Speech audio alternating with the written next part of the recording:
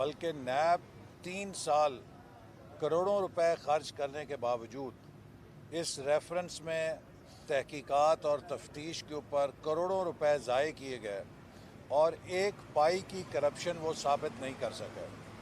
یہ کیس اس بات کا واضح ثبوت ہے کہ کس طرح مسلم لیگ نون کی قیادت پہ من گھڑت، جھوٹے اور الف لیلا کی کہانی کے کرپشن کی داستانیں بنا کر قوم کو گمراہ کیا گیا، مسلم لیگ نون کی کردار کشی کی گئی اور عمران نیازی ان جھوٹے افسانوں کے اوپر اپنی سیاست چمکاتا رہا۔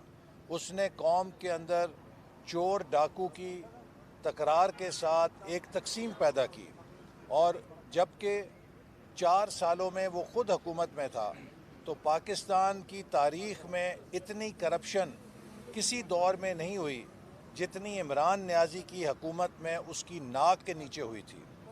بڑے بڑے سکینڈل جتنے اس دور میں منظر عام پہ آئے، جتنی پاکستان نے ٹرانسپیرنسی انٹرنیشنل کی رینکنگ میں تنزلی حاصل کی، اتنی کبھی کسی دور میں نہیں ہوئی تھی۔ تو الٹا جو چور خود تھا وہ دوسروں کو چور کہتا رہا اور لوگوں کی آنکھوں میں دھول جھونکتا رہا۔ اس کیس نے اس پورے جھوٹ کا اس کی کلئی کھول دی ہے، اور اب عمران نیازی کے پاس کچھ نہیں بچا کہ وہ اپنی سیاست چمکانے کے لیے لوگوں کو مزید دھوکہ دے۔ اس موقع پہ میں یہ بھی کہنا چاہتا ہوں کہ 1/3 پاکستان آج سیلاب کی تباہ کاری سے ڈوبا ہوا ہے، متاثر ہے۔ جتنے غیر ملکی رہنما پاکستان آئے ہیں، اس تباہ کاری کو دیکھ کے جب وہ ہمیں ملتے ہیں تو ان کی آواز بھرائی ہوتی ہے یا ان کی آنکھیں نم ہوتی ہیں۔ یہ عمران نیازی کے سینے میں پتہ نہیں کیسا دل ہے کہ اسے اس تباہی سے کوئی غرض نہیں ہے، اور یہ مسلسل اپنی سیاست کی دکان چمکانے میں لگا ہوا ہے۔ یہ مسلسل اپنی اناد، اپنے بغض، اپنی انا کی سیاست کو پرورش کر رہا ہے، اور جتنے پیسے اس نے جلسوں میں ضائع کیے ہیں، ایک ایک جلسے پہ 50-50 کروڑ روپیہ ضائع کیا گیا ہے، اور اگر یہ سارا پیسہ یہ سیلاب زدگان پہ لگاتا شاید 2 ضلع کے متاثرین آباد ہو جاتے، لیکن لوگوں سے سیلاب زدہ متاثرین کے نام پہ پیسہ اکٹھا کر کے اپنے جلسے کر رہا ہے، سیاست چمکا رہا ہے، اور اگلے الیکشن کے لیے فنڈ اکٹھے کر رہا ہے۔ جیسے کہ پہلے اس نے شوکت خانم کے نام پہ پیسہ اکٹھا کیا اور اس پیسے کو پھر اپنے الیکشن کی تشہیری مہم میں، ایڈورٹائزنگ کیمپین میں جھونک دیا۔ تو اس قدر بددیانت انسان، اس قدر خائن انسان کہ جو لوگوں سے خیرات کے نام پر پیسہ اکٹھا کرے اور اس کو اپنی سیاست میں استعمال کرے، شاید دنیا کی تاریخ میں پیدا نہیں ہوا۔ اور جو اس قدر خود چور اور ڈاکو ہو، وہ دوسروں کو چور اور ڈاکو جب کہے تو اس سے بڑا مذاق بھی نہیں ہو سکتا۔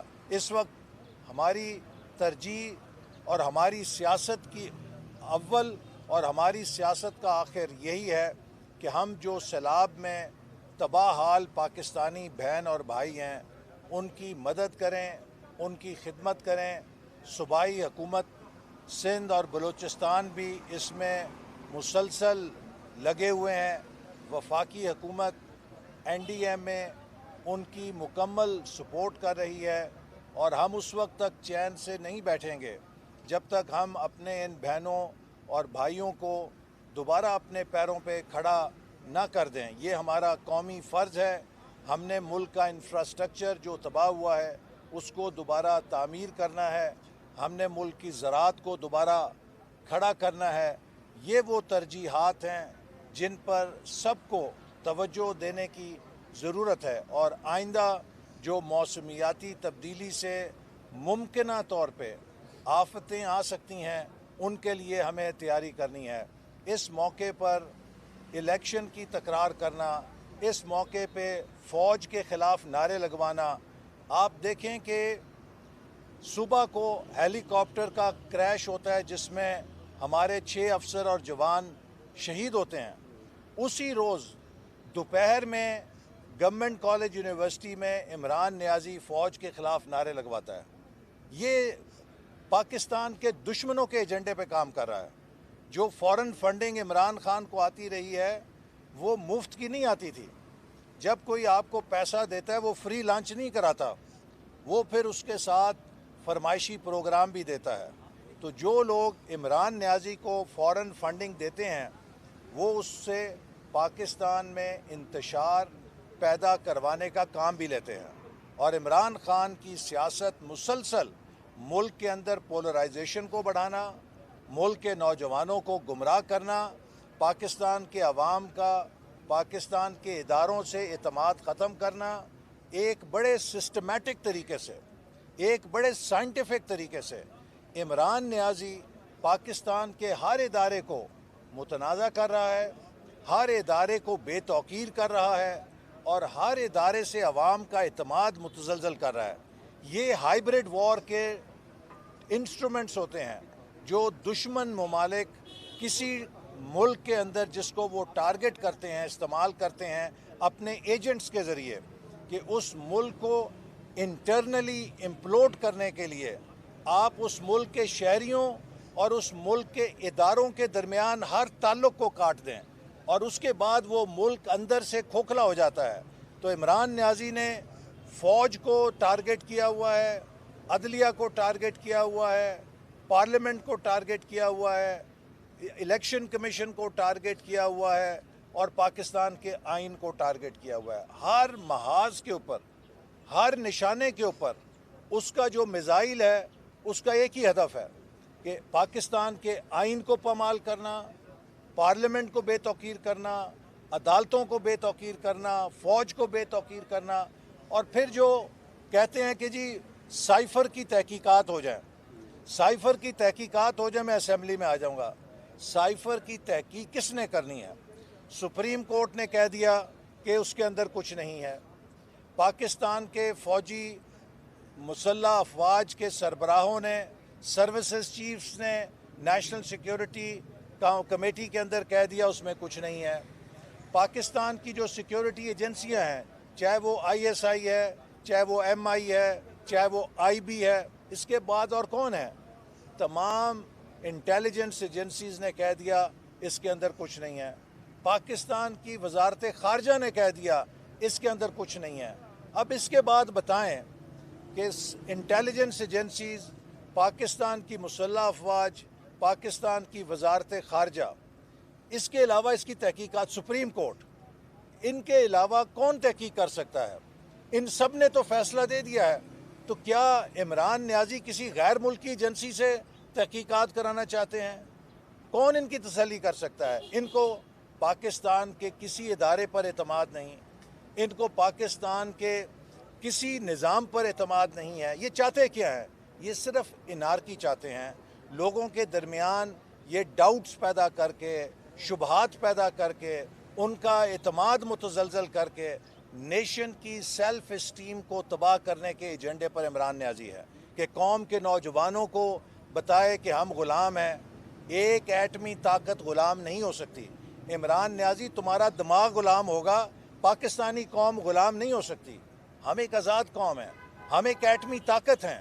ہمارے نوجوانوں کو کیا سبق دے رہے ہو کہ ہم غلام ہیں؟ ہم کس کے غلام ہیں؟ ہم کسی کے غلام نہیں ہیں۔ تم اپنے نفس کے غلام ہو، تم اپنی انا کے غلام ہو، تم اپنی لالچ کے غلام ہو، تم اپنی ہوس کے غلام ہو۔ پاکستانی قوم کسی کی غلام نہیں ہے۔ آزادی عمران نیازی تمہیں چاہیے، اپنی انا سے آزادی چاہیے، اپنی ہوس سے آزادی چاہیے، اپنے لالچ سے آزادی چاہیے، اپنی نفرت سے آزادی چاہیے۔ اس سے آزادی حاصل کرو، پاکستانی قوم کی آزادی کی فکر نہ کرو۔ ہمیں قائد اعظم نے آزادی دلوائی تھی، اور محمد نواز شریف نے 28 مئی 1998 کو اس آزادی کو ایٹمی دھماکہ کر کے ناقابل تسخیر بنا دیا تھا۔ اب ہمیں تمہارے جیسے 2 نمبر آدمی کی ضرورت نہیں ہے جو پاکستان کو کسی نئی آزادی سے ہمکنار کرے۔ تم تو ملک کو غلام بنانے کی سازش پہ کام کر رہے ہو۔ تم نے 4 سالوں میں معیشت کا اینٹ سے اینٹ بجائی ہے, پاکستان پہ قرضوں کے پھندے لگائے ہیں, تم کس آزادی کی باتیں کرتے ہو؟ تو اس لیے میں سمجھتا ہوں کہ قوم اب اس شخص کو جان گئی ہے, یہ دھوکے باز ہے, اور آپ دیکھیں گے کہ جلد ہی جلد, بہت جلد اس کی اپنی سیاست جو ہے وہ ٹائم فش ہو جائے گی. Thank you. ڈاکٹر صاحب ایک سوال لے لیں کہ آڈیو لیکس کے متعلق بتائیے کہ آڈیو لیکس کی تحقیقات کر رہے ہیں اور کیا عمران خان کو اس کی رہنمائی حاصل کریں گے یا شامل کریں گے؟ دیکھیے, جو آڈیو لیکس ہیں یہ ایک سیریس بریچ ہے. اس پہ پرائم منسٹر نے کہا ہے کہ ایک اعلیٰ سطحی کمیٹی بنائی گئی ہے جس میں ہمارے سیکیورٹی کے ادارے بھی شامل ہیں. وہ تحقیقات کریں گے اور ہم ضرور اس کے تہہ تک پہنچیں گے, چونکہ پاکستان کے سب سے اعلیٰ دفتر کے اندر سے ایسی چیز لیک ہونا یہ کسی ایک شخصیت سے متعلق نہیں ہے, یہ ریاست کے لیے ایک بہت بڑا چیلنج ہے. احسن صاحب کیا کہیں گے, مہنگائی کا طوفان ہے وہ رک نہیں پا رہا, ڈار صاحب بھی واپس آ گئے ہیں, لیکن آپ نے جیسے بات کی کہ جو لاڈلا پن ہے عمران خان جن اداروں کی جانب سے کیا جاتا رہا ہے, کیا سمجھتے ہیں کہ اب وہ لاڈلا پن ختم ہو جانا چاہیے, عمران خان صاحب کو بھی جو ہے ٹیبل ٹاک کی طرف آ جانا چاہیے؟ دیکھیے, عمران خان ایک ضدی انسان ہے. ہم نے اسے پہلے کہا تھا کہ یہ استعفے دینے کی غلطی نہ کرنا. اس کے اپنے ایم این ایز نے اسے سمجھایا تھا کہ استعفے نہ دلواؤ, اور اس کے اپنے ایم این ایز کہتے رہے کہ ہم اسمبلی نہیں چھوڑنا چاہتے, اور ابھی بھی وہ اسمبلی نہیں چھوڑنا چاہتے. یہ صرف عمران خان کی ضد ہے جو انہیں اسمبلی سے باہر لے گئی تھی, اور عنقریب عمران خان کو یہ پتہ لگ جائے گا کہ اس نے غلط فیصلہ کیا تھا. اور جیسے وہ مختلف چیزوں پہ یو ٹرن لیتا ہے, وہ استعفوں کے معاملے پہ بھی یو ٹرن لے کے کچھ دنوں بعد اسمبلی